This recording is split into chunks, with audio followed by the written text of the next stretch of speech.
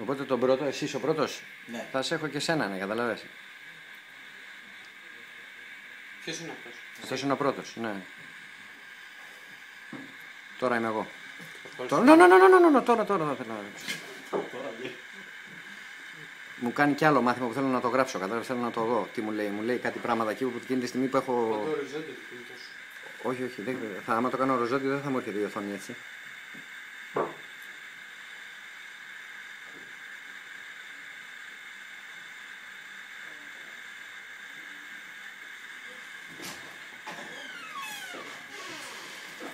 Λίγο την πόρτα αν θέλεις. Θα το γράψει το παιδί στο σπιτάκι και το πάρεις από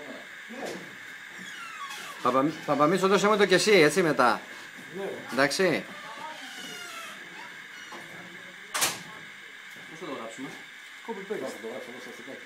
Α, ξέρετε. Μόλις το περάσεις στο καψιμί, πες μου το να το πάρω κι εγώ, εντάξει.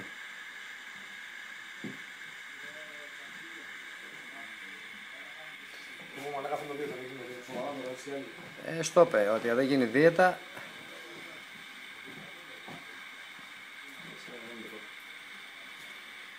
Έτσι είμαι από τον Ιούλιο του 10. Με 10 στο τσιγάρο. Στελές μαζί πήρα 34-36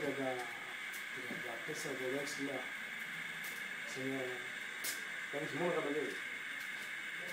Καταρχάς, αν προσπαθήσεις, γιατί είσαι άνθρωπος δραστήριος.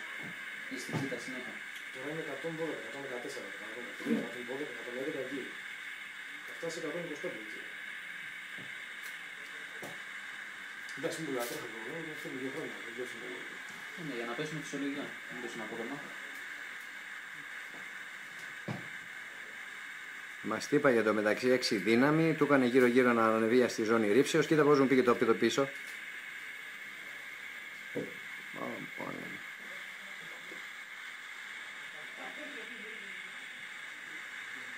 Θα το τραβήξει λίγο το κινητό πίσω να σου πιάσει και το άνοιγμα. Μαλλιοκούβαρα έφυγα, γάμισε τα, μαλλιοκούβαρα λέμε. Δεν κάνεις τραβήξει το δικό μου. Μα γι' αυτό βγήκα και στριμμένος. Γι' αυτό βγήκα και στριμμένος. Α, ξέρεις τι,